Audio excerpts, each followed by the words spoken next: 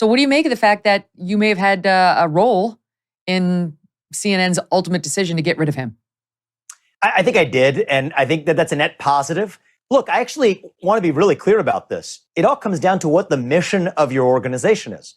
If CNN's mission is to advance a woke progressive orthodoxy, Don Lemon is a perfectly fine host to have on air to cut off guests, to tell people they can't speak based on the color of their skin, because that does represent a worldview that exists in the country. So if that's aligned with your mission as an organization, that's a perfectly sensible decision to keep that person. But what Chris Licht, the new CEO of CNN, who I've met, who I've had an open exchange and dialogue with, number of weeks or months ago, if he means what he says, and it sounds like he does, that they want to move towards being a more open platform for diverse views, then I don't think that type of host actually makes sense in that organization. So to me, it's not just about cancel culture in the other direction and saying that, hey, Don Lemon, it's a good thing he's fired. The question is, what's your purpose as an organization? And if CNN's purpose is to air multiple different perspectives on air, then I think that you can't have TV hosts who tell guests, whoever they are, that they can't speak or express an idea about post-Civil War Reconstruction history in America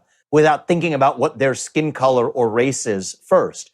The good thing about me, Megyn, is I didn't take particular offense to that exchange. I actually found it really useful. I'm glad we did it. It was a little bit awkward to be on set in the Larry David sense of awkward, but that's okay. I can handle that. That's not a problem for me.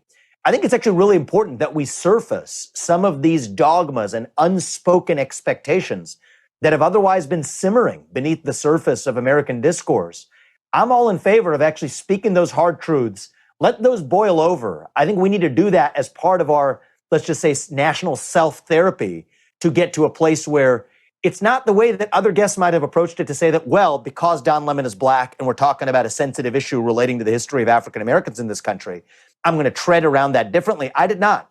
I spoke to Don Lemon the same way I would have if he were white or any other race. It doesn't matter. But what was amazing was he had the nerve to call you out on that as though it were improper, that you, as a brown-skinned man, didn't have a working knowledge of U.S. history when it comes to American black people enough to opine on it while sitting across from a black man. I mean, that there was some sort of racial hierarchy that would have required you to defer to his opinions about America's history, about historical fact.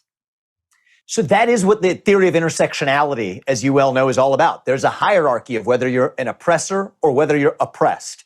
And if you're lower on that hierarchy, according to that set of rules, you have to either step up and stand up and speak or step back, as they say in their language of the woke movement, to step back and not speak to give the person of the lower rung on that ladder the chance to speak. I reject that worldview. I think we're all co-equal citizens. Everyone's voice and vote counts equally in the open debate and marketplace of ideas. But in the case of Don Lemon, I was on set with him, Megyn. I can tell you what I actually saw happening was that his head exploded a little bit when there were two conflicting ideas that I brought to the fore. And I didn't want to talk about the NRA speech particularly. They're the ones who brought it up. They put an excerpt of my speech up, asked me to respond to it, so I did. The two conflicting ideas were, one, if you're in Don Lemon's headspace, civil rights are a good thing.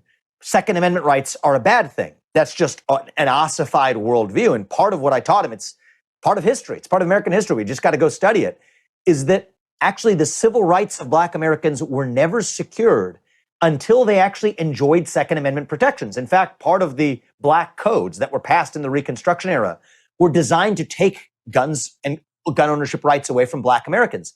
That's not an accident. The Dred Scott decision, which preceded the Civil War, Chief Justice Taney famously and ignominiously said that part of the reason Black people couldn't be citizens in this country is because it would give them the right to own guns. So this is fundamental stuff, even in Supreme Court doctrine. So I was exposing that history, but that made Don Lemon's head explode because to him, Second Amendment bad, civil rights good, and I'm committing some sort of cardinal sin by mixing the two together when it's just a fact of history that actually one was fundamental to securing the other.